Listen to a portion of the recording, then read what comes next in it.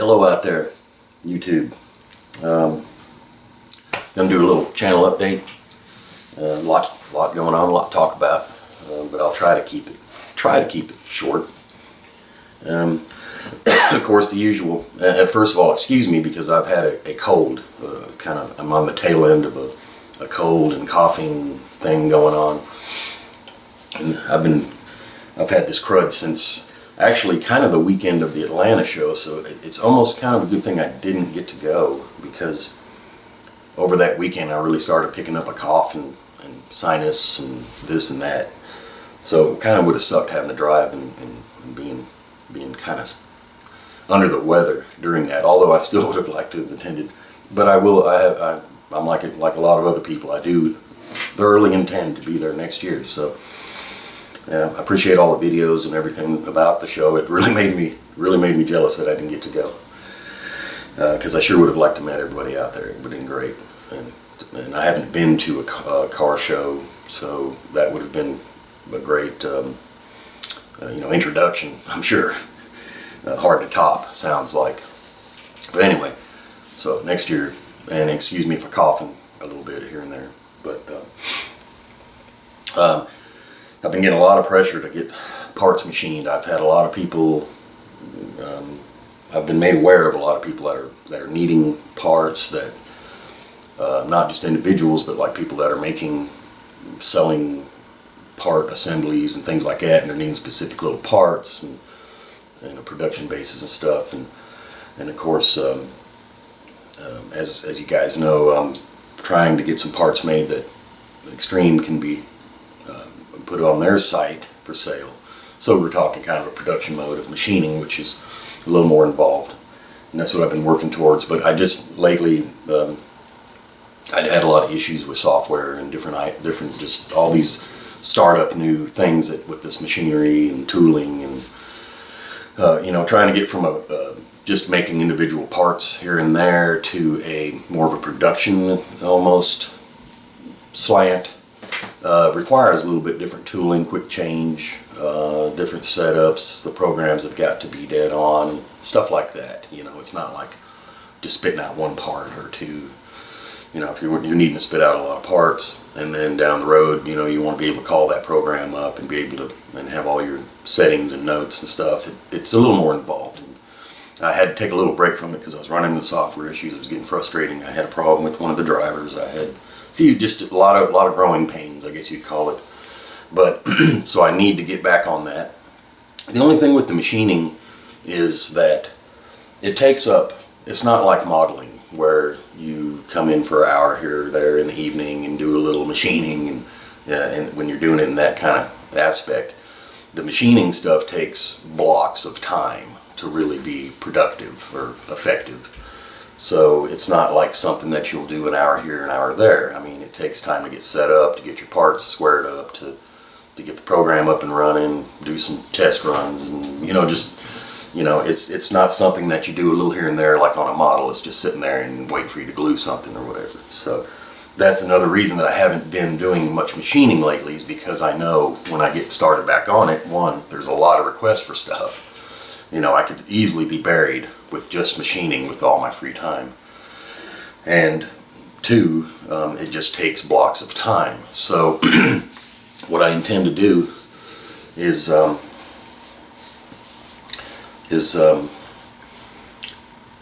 go ahead and dive back into machining stuff, and I will be doing some videos, and more of them are going to be, again, geared towards, hey, if you want to machine your own parts, here's some stuff to know, with this type of machinery. So I'll be putting up some videos on that. I've been, as you may have noticed, I've been putting up some finished builds lately, fairly regular.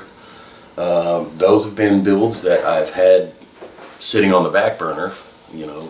The missile I started, I think, almost 2 years ago. I started on that thing, and then I've just had stacks of boxes up on my cabinet here of unfinished builds. But most of those, or all of them I should say, were pretty much nearly done. It was just a matter of just finishing assembly or finishing some painting or whatever to get them, finished. So I kind of made it a goal over the last few weeks to just finish up some loose end builds, so I'm not staring at them every time I come in the room, you know. Yeah, still got that to work on, you know. But so I've been knocking them out, and I've got 2 left, and they're essentially nearly done. And then so I just wanted to get those out of the way and kind of build up my build count for the year, because this is a record year for me. This would be the most builds I've ever done in a year, easily. I've got the 70 Roadrunner. It's assembled, it's painted. I mean, it just doesn't have the engine in and the exhaust. And I had to repaint the hood, so I had to strip it. So I'm going to throw some primer on this today, and I'm just going to go the easy route, and I'm going to black out the hood. But it'll work great with this build because of the black and red. And then so I'll, you know, a couple evenings, and that'll be done. And I'll throw it up on I'll throw up a slideshow on that. And then I finished up the van ship, the diesel punk kind of futuristic van ship from the Last Exile. I've got this pretty well finished. There's just some figures I need to paint and put in, and there's a little sidecar thing. I mean, it's essentially done. So yeah, another hour or 2 on that, and it's done. And and then I'd have no more up there. All my builds are caught up, other than a couple little tiny things that I really haven't started on enough to say that they're waiting to be finished. They're waiting to kind of get really started. But I know once I get into the machining, I'm not going to have much. I'm not going to be, you know, be able to work on several different kits at the same time and all that too. Now, what I intend to do is just now that as soon as I get these things cleared out of the way, I'm going to have one build on my bench, something as most people would call my winter big build, and I'm going to work on it just here and there. I'm mainly concentrating on the machining, but you know, some evenings I'm just going to relax, sit down, and work on my build. So I'll still be building, and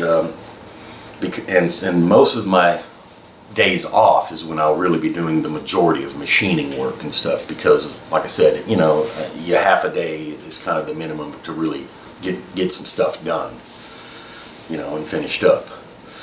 So I still will have evenings or every other evening or something like that to make progress on a model. Let's see what else.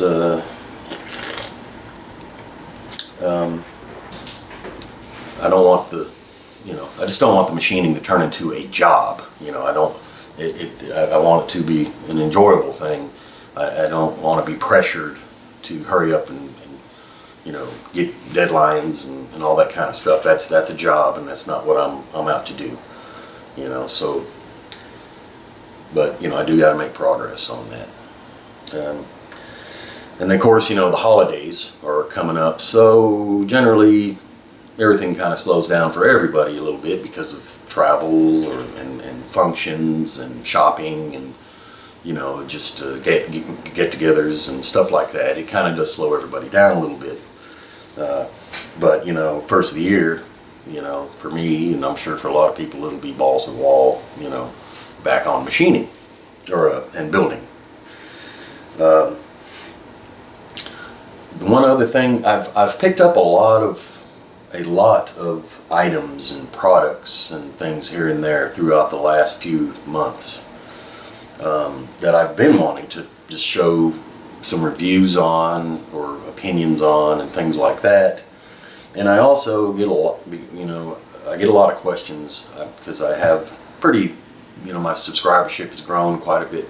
I get a lot of questions about just everything, you know, like a lot of people do.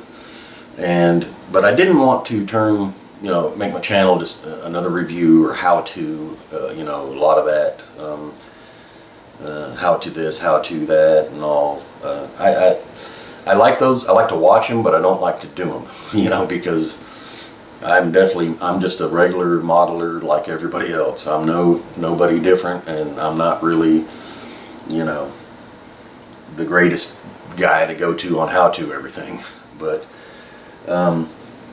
I know what I know and what I use and all that. And you know, and a lot of people ask me specifically, what do I use, what this do I use, what that, and why, and whatever.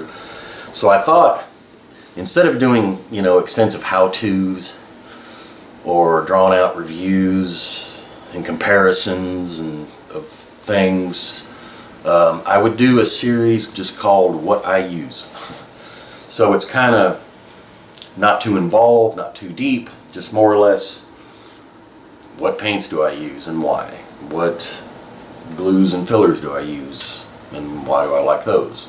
You know, just something like that. It won't be drawn out, I won't have to go into a whole lot and how to use them and all that kind of stuff. But just generally what I use, because I have a lot of different products that I try and work with. And one thing I can say when I do reviews about things is I use it first and I really try it out, work with it, put it through its paces before I'll do a review on something. I know I've seen a lot of reviews on YouTube, not necessarily just in the car modeling community, but in general communities, especially the military, where it seems like they get a package in the mail, they rip it open and do a video, hold it up and say, oh yeah, this is great, you know, and it's like you haven't even tried it.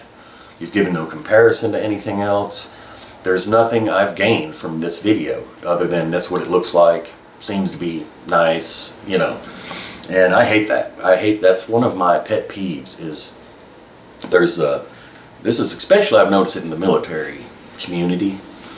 There's some channels out there that are generally just kind of, their product review, generally heavily based, product based, but they're not really telling me why that product is, what's better about it than the other, you know, I mean, a paint or an airbrush, for example, you know, to put a little paint in an airbrush and spray and say, oh yeah, this is great.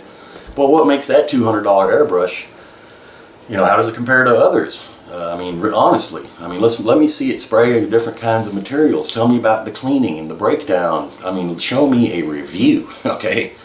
You know, these little quickie product, hey, I got this free, I'm going to do a quick review. And it's really just tells you nothing at the end of why that's, you know, so great, you know. But anyway, I'm getting off topic. So, and I don't want to get my channel do stuff like that, you know, I'm definitely not doing that. So I'm just going to do a little like, what do I use? You know, what clears do I use? What primer? What tools, files, sanders? And so they'll be easy, they won't be real preachy or, you know, I won't be comparing products, this is better and all that. This is what I use. And that's it. Now, as far as my big build that I'm talking about doing, and then I'll wrap this up real quick, guys, that's probably already too long. I'm torn between 3 or 4 models. And I'm really not sure which one I want to do. Some are harder than others, some are more, but some are kind of a little more off the wall.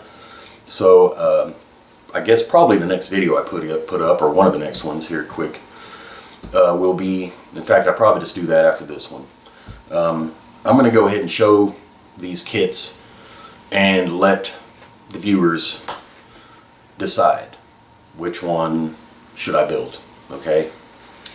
And so anyway, that's an update. Kind of long overdue. I haven't really done a good update, but that's where I'm going. So you'll probably be seeing you know, a fair amount of machining videos again. I'll put them in their own playlist, because if people are not interested, they can always just kind of skip along.